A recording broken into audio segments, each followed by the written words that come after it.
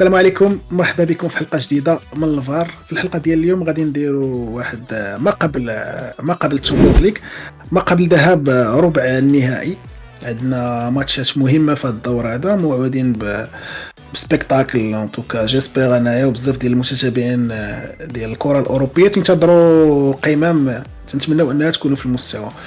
فغادي نركزوا سيرتو في هذه الحلقه هذه على ماتش ما بين الارسنال وريال مدريد، وكذلك الماتش ما بين البارسا والدورتموند. غادي نحاولوا نهضروا على الوضعيه ديال الفرق قبل هذه المقابله هذه، وتوقعات كيفاش غادي يكون السيناريو ديال الذهاب. اكيد غادي نديروا واحد يعني التفاته سريعه على لي دو زافيش الاخرين، لا بالنسبه لبايرن انتر ولا حتى بالنسبه لبي اس جي استون فيلا. فما نطولوش بزاف في المقدمه، نسقلوا معنا الصديق معاذ. خونا معاذ مرحبا. مرحبا اخي مهدي، الدراري اللي كيشوفونا. خونا معاذ، شحال هادي ما تلاقينا، شحال هادي ما هضرنا على لا ليغا سورتو، لان لا ليغا طرا فيها بزاف د الحوايج هذا الويكاند هذا. بدايه بتعثر ريال مدريد ضد فالونس اللي ما انتصراتش على مدريد في البرنابيو من ايامات كيلعب فيا في فالونس قبل ما يمشي للبارسا، يعني 2008 واقيلا قديم. شي قديم مشكل. تعثر اللي جا تقريبا في وقت غير مناسب. الا خدينا بعين الاعتبار التعثرات الاخيره ديال مدريد، المعاناه الكبيره اللي لقاوها في الماتش ما قبل منه ضد سوسيداد باش يتاهلوا للفينال ديال لاكوب.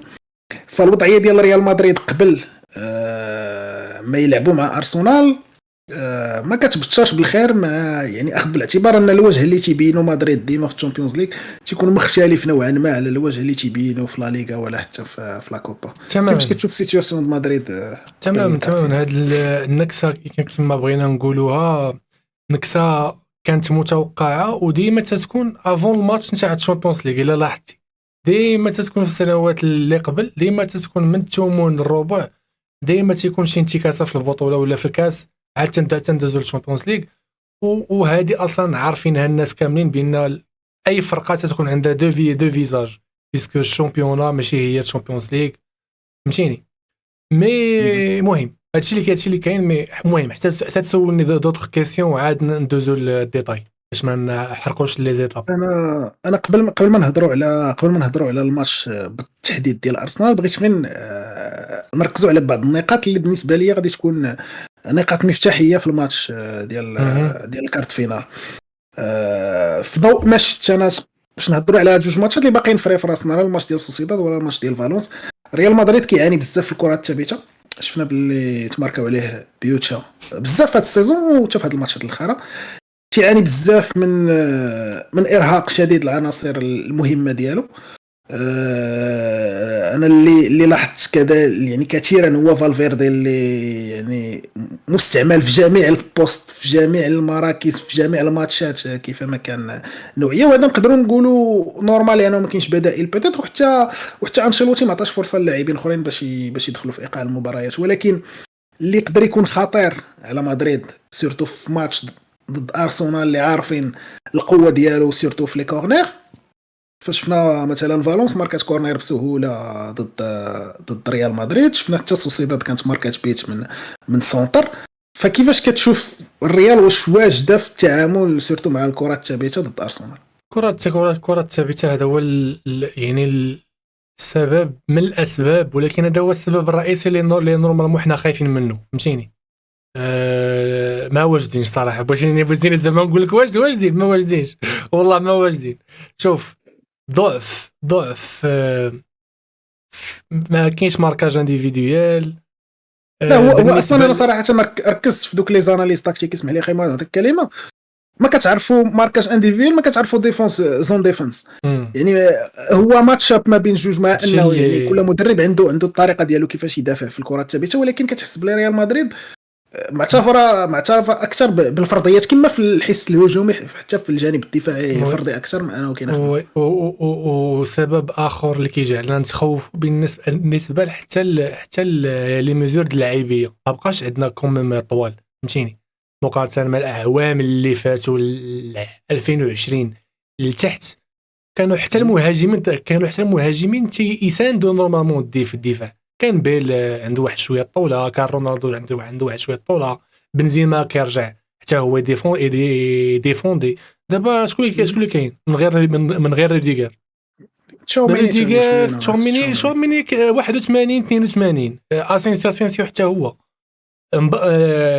سيكتور اوفونسيف كامل هذا قصير. دونك حتى هذا تيصب لصالح ارسنال. وكما قلتي لي كومبينيزون تاع ارسنال باينين مخدومين. حنا كنتبعوا مره انتم بيدو كتبعوا بزاف بريمير ليغ. ارسنال جايبه كوتش مختص في الكود بيغيتي ماشي كاع حتى كتشوف يعني التعامل على مدى الموسم في هذه المساله هذه ماشي نفس اللعبه كتعاود. كاين بزاف د الخدمات يعني كاين بزاف دي كومبينيزون كيتلعبوا لا من الجهه اليمنيه ولا من الجهه اليساريه. كتعرف كاين ان تيغور اتيتي اللي ما كاين اللي سي با الكا مثلا في ريال مدريد اللي ما كتعرفش فريمون واش عندك ان تيغور اتيترين تاع لي بالاغيتي. ولكن اودولا تاع الجانب اللي نقدروا نقولوا ان بوين فور ديال ارسنال اللي هو الكره الثابته ويقدر يكون نقطه ضعف لريال مدريد. انا استوقفتني واحد السطات هو تقريبا في اخر 18 ماتش لريال مدريد عندك 11 ولا 12 كومبينيزون بوسيبل في لي دو سونترو. شفنا الرجوع ديال الابا يعني وماتش اللي دار تقريبا كارثي ضد سوسيداد دخل هذا الماتش فاشل. فما عرفتش عاوتاني واش غادي نشوفوا بلا ما نهضروا على المرات اللي استعمل فيهم تشاوميني كقلب دفاع. كي كتبان لك نتايا ديجا الثنائيه ديال الدفاع ديال مدريد كي خصها تكون باش شوف هي الثنائيه راه باينه واضحه. غير دابا بيسكو تشاوميني ما عندوش يعني عنده جو بونس جمع قوه الانذارات صفر ياك. ما غاديش يكون لا ما غاديش يكون بسبب جمع لي كارطون جون.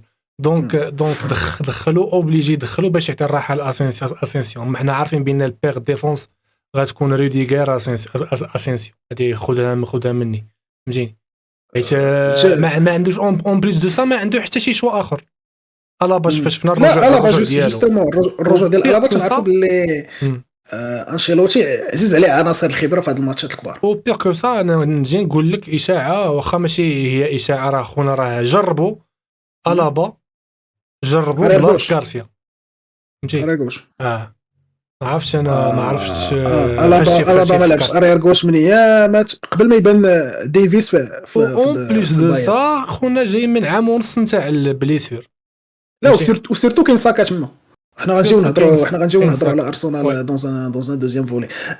نقطه اخيره يعني اللي نبغي نهضر عليها في مدريد هو التوليفه ديال خط وسط الميدان. انا كعرفني بارسا وغنجيو نهضروا على البارسا من بعد ولكن كنحس باللي ماشي كنحس باللي بزاف الناس اللي كيتفرجوا في كره كيبان لهم باللي وسط ريال مدريد ضعيف. لا من ناحيه الايقاع اللعب كيفاش انك تغاردي التيمبو لا من ناحيه انك تكريي لي زوكازيون.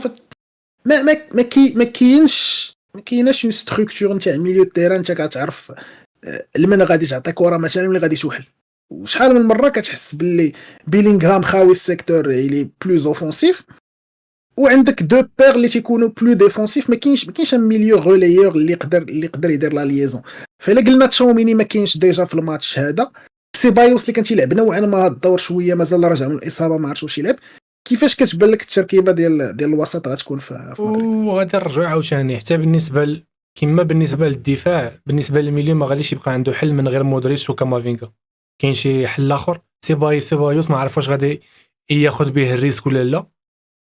ما كاين جو بونس شي حل اخر. دونك الثلاثي نتاع وسط الميدان غادي يكون متكون من مودريتش كامافينغا وبيلينغهام.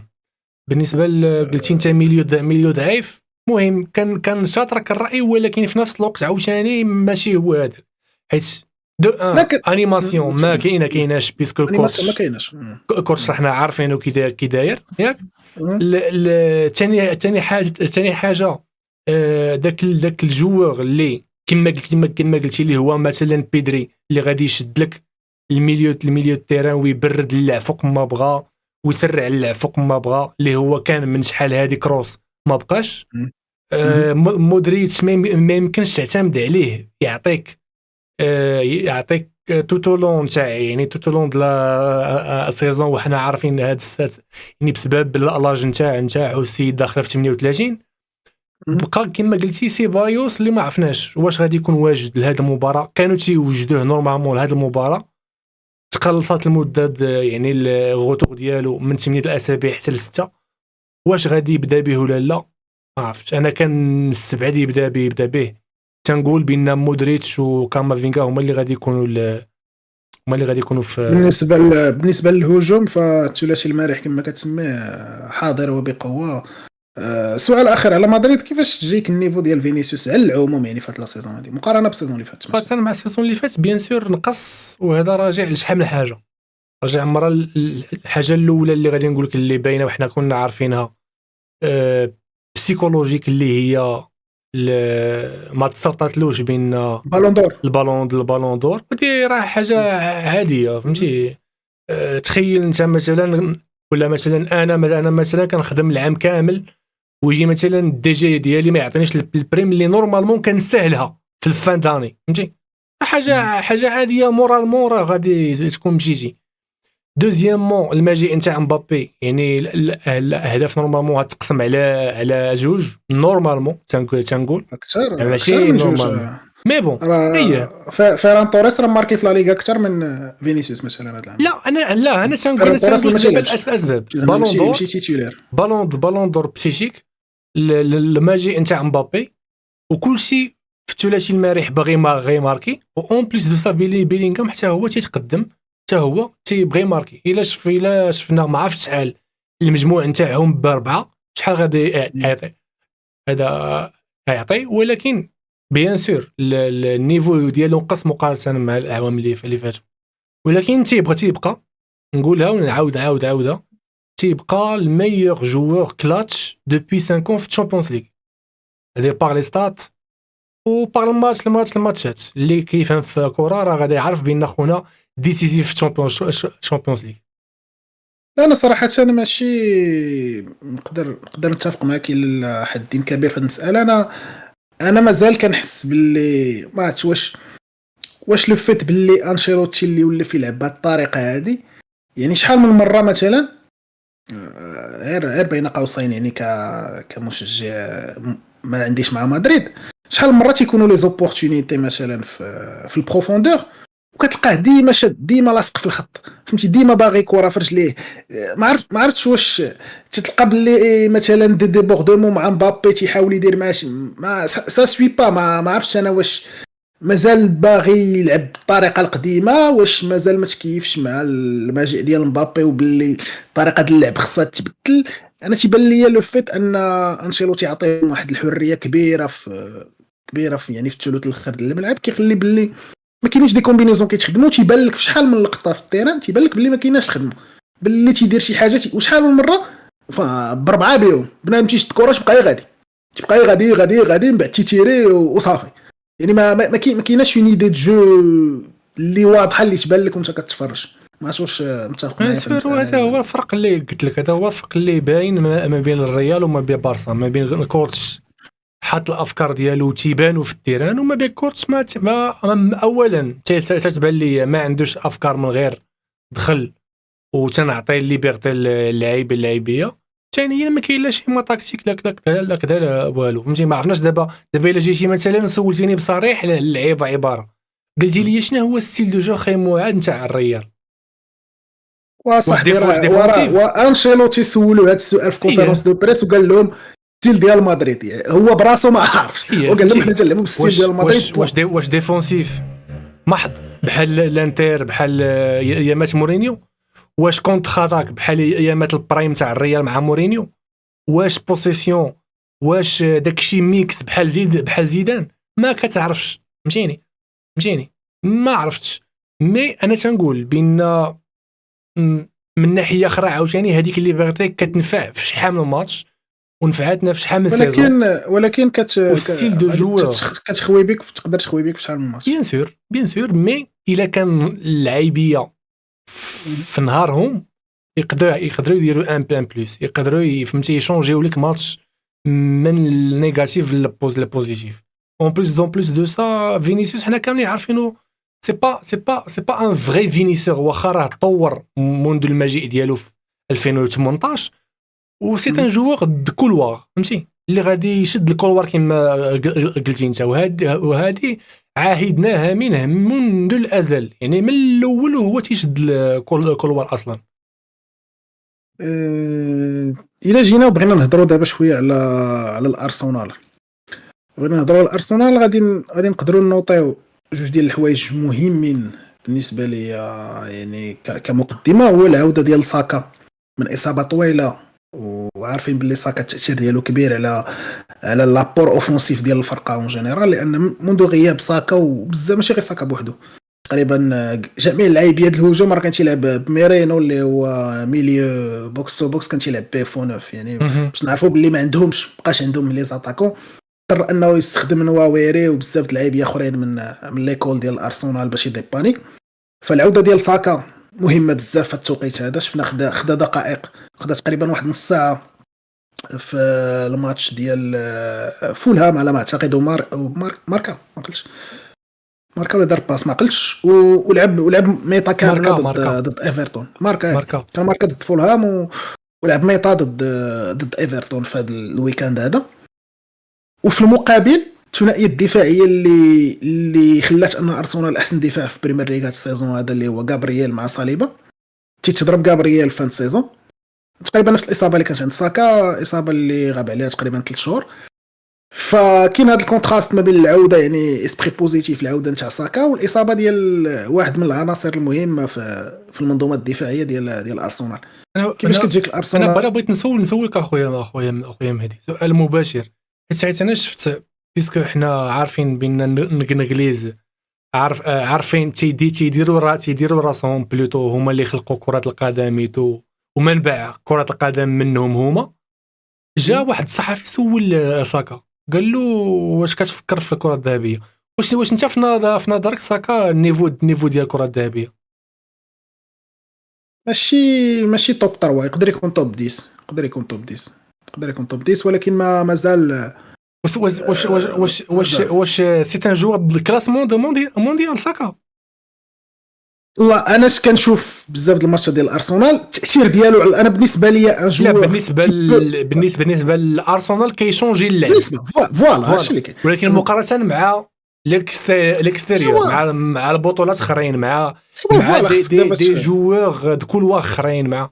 لا شوف اخي معد، باش هاد المساله ديال البالون دور خصها تبقى في لا سيزون، حيت دابا الا خدينا رافينيا وهضرنا على هذا السوجي شحال من مره، رافينيا السيزون اللي فات ماشي تاع توب 100 بالون دور، ولكن هذا السيزون حيت داير سيزون واعره بزاف في جميع المقاييس. فساكا الا دار سيزون واعره يقدر على حسب عاوتاني البيرفورمانس تاع لي زوت جوور. مثلا صلاح كنا كنهضروا عليه توب 3 بالون دور قبل من جونفي، دابا بحال خرج كاع من التوب 10 واقيلا كاع بهاد البيرفورمانس ديال هاد الشهرين الاخرى. فالسباق ديال البالون دور تيبقى على لا بيرفورمانس تاع اللاعب سيزون كامله، ولا لا كونكورونس على لي زوت جوور اللي بانكابل اللي تا هما شنو دايرين في لا سيزون. حيت حتى لي زوت سيزون حيت كان نورمالمون تيلعب بلا بليسور بلا والو، ما كانش داخل حتى التوب 5 جوستومون. راه قلت لك، ولكن انا بالنسبه لي سي ان جيم تشينجر ديال الارسنال. المنظومه ديال الارسنال كتعتمد عليه بشكل كبير. فعندك هو وعندك كذلك اوديغارد كصانع لاعب. اوديغارد اللي خرجت واحد الهضره، بغيت التعليق ديالك على هذه المساله هذه. خرج واحد الخبر اللي كان يامات انشيلوتي في الاول مع ريال مدريد، كانوا سناو مع اوديغارد كان جون بروميتور في ديك الوقيته، وعارفين باللي انشيلوتي ما تاقش فيه داكشي علاش خرج من الارسنال، وكان صرح في ديك الوقيته باللي هو ما كانش باغيه، وباللي سيتي صفقه ديال ترتيبات ماليه ديال فهمتي مصالح وصافي، ما عندها علاقه بالكره. ارسنال تاقت في اوديغارد، ودابا تقريبا 10 سنين هذه مورا تنشوفوا بلي اوديغارد تقريبا ستار في الارسنال بارابور مع ساكا في ارسنال. بيان سور ارسنال. لا واحد باش نحطوا كل واحد عاوتاني في بلاصه. لا بيان سور انا غادي نجاوبك حتى تكمل زيد. لا غير زعما شنو تيبان لك نتايا مثلا انت قلتيها.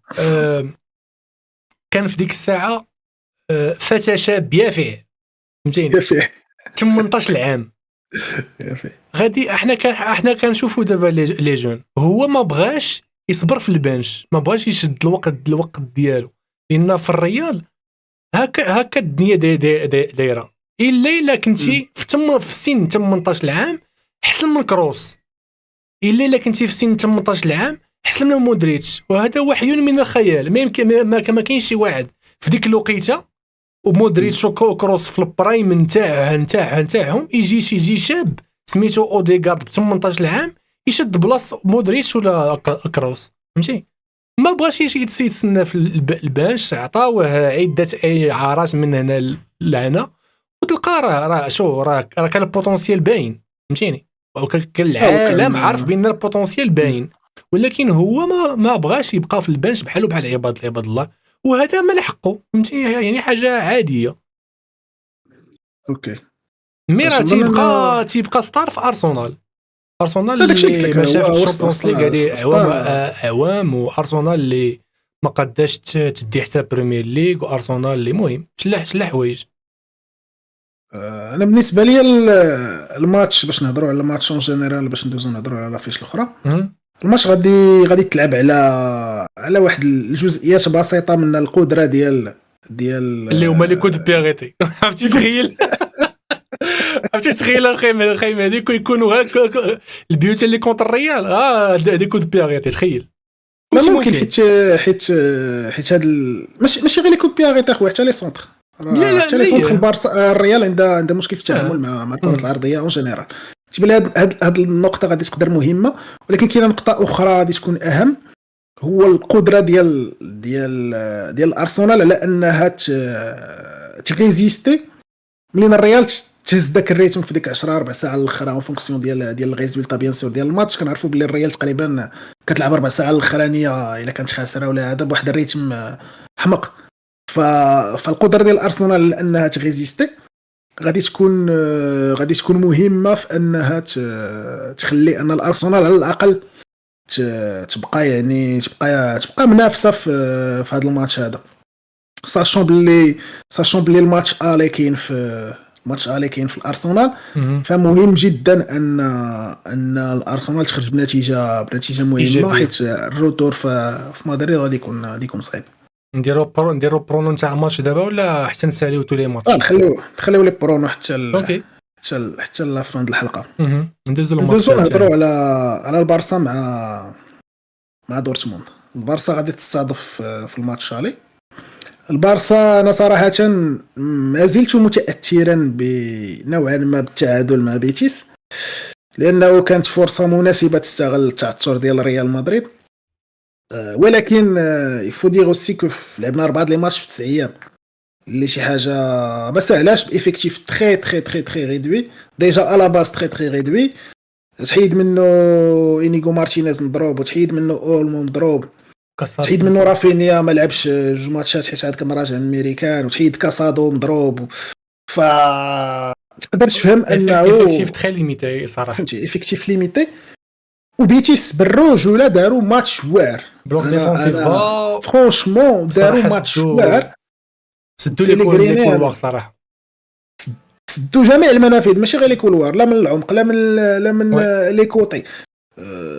فبيتيس شابو ليهم صراحه، لانه داروا ماتش واعر. ولكن الا جيت انا مثلا ناخذ دي كونكلوزيون من هذا الماتش هذا، فغادي اول حاجه غادي نلاحظها هو كل ماتش تنكريو دي زوكازيون، كل ماتش تنكريو راه الاكس جي كان 3.6. اللي بغيت نقول لك الى تعاود الميم ماتش غدا ما نظنش خرج النتيجه ميم سكور، فهمتيني؟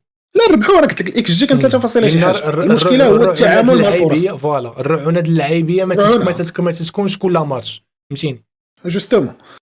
ولكن هذه المساله هذه راه تقدرت باش نهضروا نيت باش نليوها مع الماتش ديال دورتموند.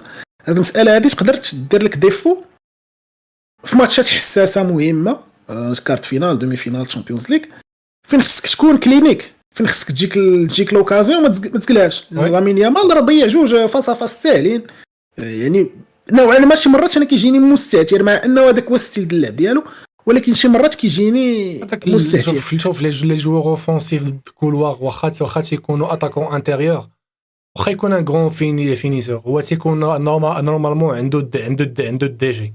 اللعب نتاع هذوك الاجنحه خاصو يكون هكاك، لان تيضيع ولا تيدير دا شي مره وجوج، ولكن يقدر يصوفيك في اي لحظه، فهمتيني؟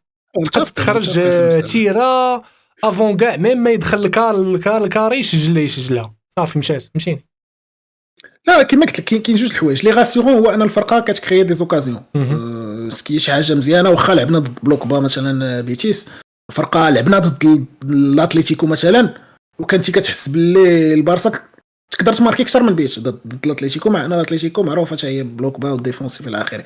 ولكن كما كنلعب في ماتش الاتليتيكو حتى الماتش ديال بيتيس بزاف ديال الفرص تكرياو وما تماركاوش. انا بالنسبه لي هذا سان بوين نيجاتيف اللي يقدر ياثر عليك في ماتش مثلا في دورتموند. كاين الروتور في دورتموند ما ربحتي بجوج لواحد مثلا ولا 1-0 ا دوميسيل غتمشي تلعبها دورتموند البريسيون البوبليك الى اخره. بزاف د الحوايج يقدروا يكونوا ضدك في ذاك النهار. ما تكونش دونك اسمح لي نسولك انت تقول الحاسم غادي يكون في هذا الماتش ولا في الماتش الجاي ماتش الروتور زعما مازال فيها اللعب حتى الروتور على ديك لا بيرفورمانس اللي شت حيت لعبنا مع دورتموند في لافاز دو جروب 3-2 ربحناهم بصعوبه 3-2 ولكن كنا لعبنا في دورتموند فدورتموند الحاجه اللي بوزيتيف هي انها ما كتلعبش بلوكبا.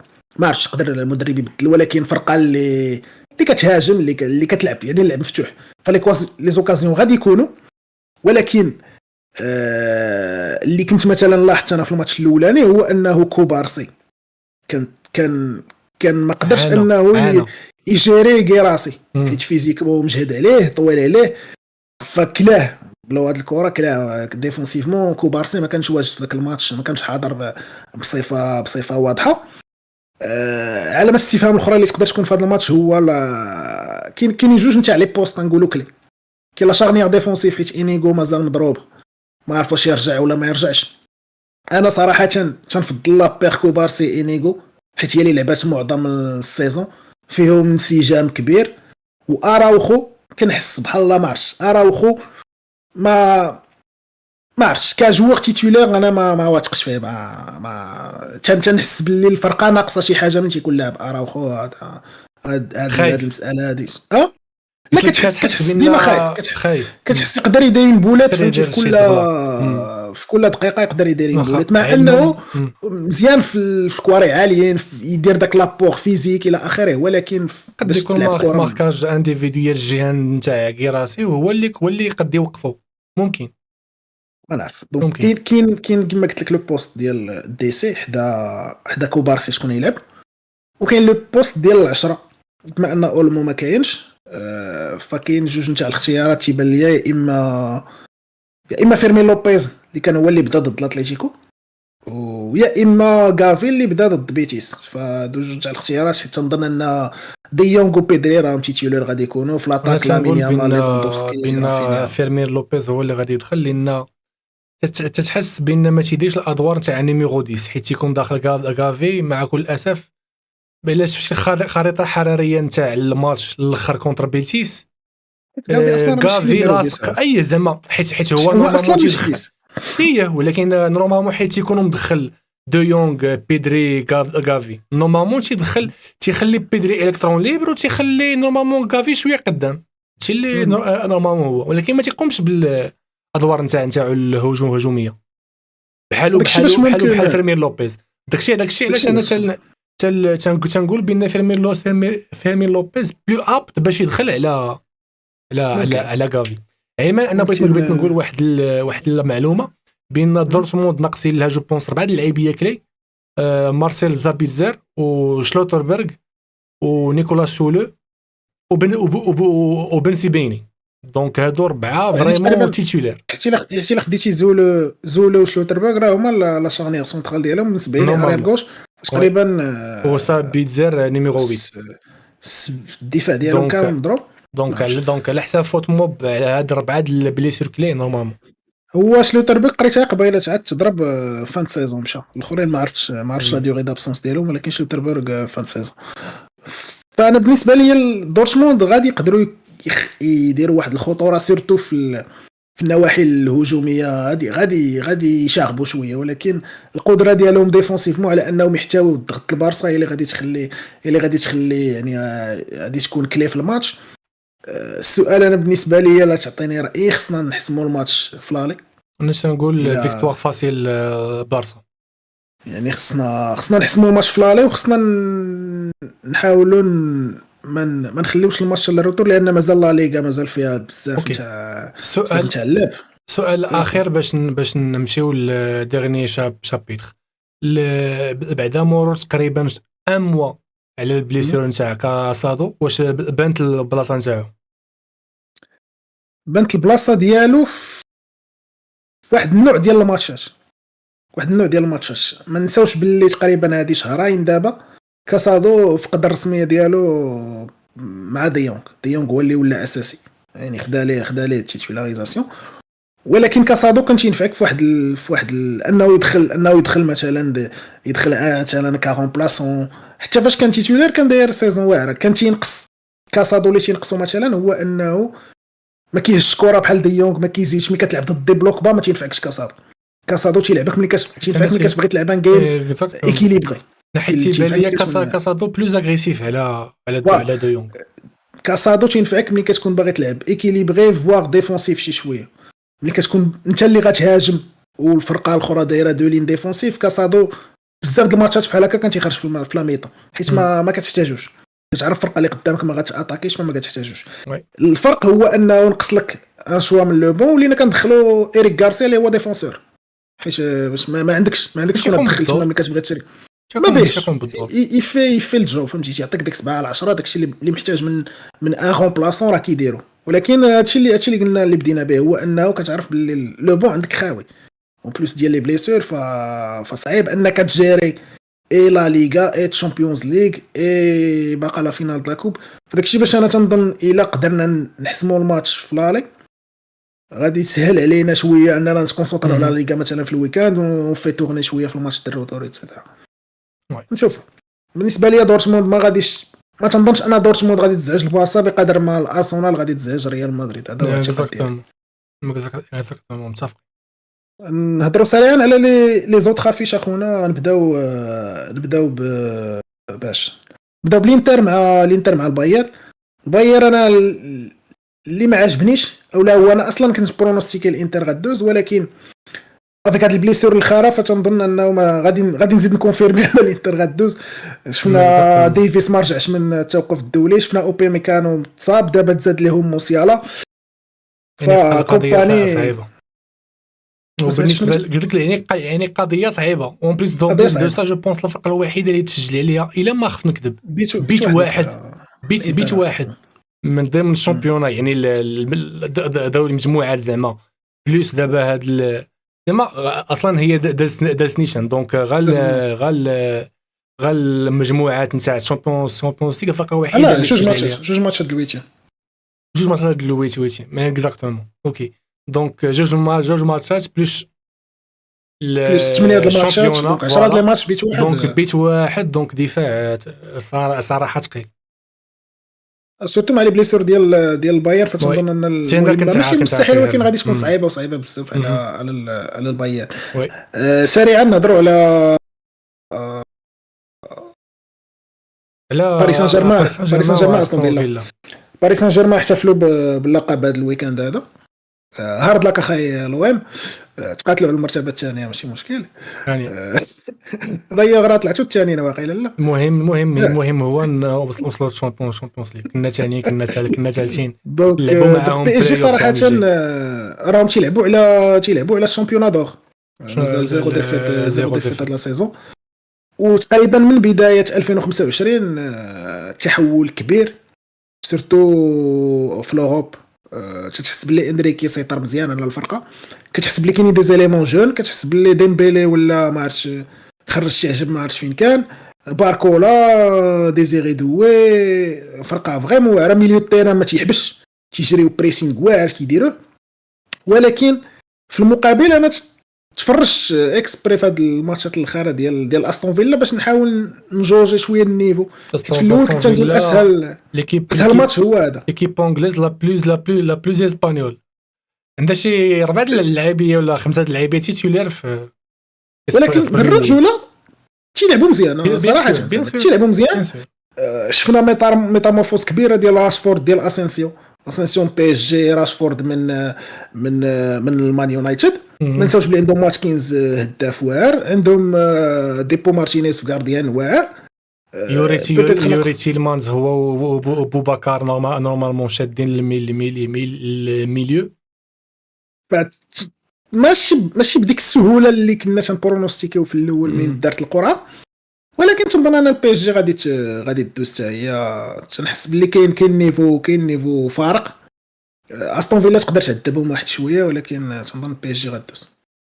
وي نديرو اخونا برونوستيك باش نساليو الحلقه. نديرو برونوستيكول بدا من الفوق، بدا من الارسنال للريال بي اس جي استون فيلا. برونوستيك واش غير عليه ولا الكالي؟ يلا لا كاليف برونوستيك كاليفيكاسيون. وي كاليف باش ما نعاودوش نديرو اوتر ايبيزود على شوف هو القلب زعما باغي ارسنال باش لا خلينا من القلب. انا القلب راه باغي عادي راه. قول لنا برونوستيك صراحه لوجيك على حساب لي ديغني بيرفورمانس، على حساب الاداء نتاع الفريقين، على حساب الاكسبيريونس. مهم لوجيك برونوستيك لوجيك. غادي تكون عندنا دومي فينال ارسنال بي اس جي بارسا انتر. ارسنال بي اس جي بارسا انتر. اكزاكتومون هادشي اللي تنقول حتى انا. تقول بينا شوف بيسكو الكره الحديثه كدير يعني بنادم يقدر يدير فيها الفريق هذوك النقيطات الصغار. انا الكود بيغيتي من عشاق الكود بيغيتي، فهمتي؟ يقدر الكود بيغيتي تكون خاصك بيت والماتش في 95 وبيسكو هذا الدومين ميتريزينو لارسنال يعني يقد يدير يعني يجي بيت من والو، فهمتيني؟ شوف ولكن بالرجوله واخا قلت ارسنال تنظن ان ريال مدريد ما لا تامن غدرة ريال مدريد صراحه. لا هي عادي وصلوا لنفس القضيه. الاكسبيريونس ثلاثي المريح القدام يقدر يخرج لك شي بيرفورمانس خياليه واحد فيهم ولا كل شيء ممكن مع الريال. ولكن اللوجيك تيقول بان اللوجيك تيقول واخا عندها دي بيس ميتريس اللي ما لاعبينش بيسكو بليسيور نتاع غابرييل مع لاريير لاتيرال غوش جو بونس ما كاينش ولا بليسي. يعني واخا مع ذلك ارسنال عندها اسلحه اللي تكونتر نورمالمون الريال. وتنقول ارسنال 12 بي جي 12 بارسا الانتر. مازال غادي نتلاقاو مورا الماتشات ان شاء الله اناليزيو لي ماتش وي ونشوفوا شنو غادي يكون. دونك سي مواد شكرا بزاف اخونا. نتمنى الناس اللي وصلوا لهنا يديروا لنا في لي كومونتير شكون اللي غيدوز، واش متفقين سيرتو معنا حيت تنظن وي راهم باينين متفقين معنا بلي الارسنال غادي تقصي ريال مدريد. خليو لنا هادشي في لي كومونتير ونتلاقاو مورا الماتشات ديال 3 ولا 4 باش نهضروا على لي ماتش. هادشي اللي كاين في الحلقه ديال اليوم. السلام عليكم.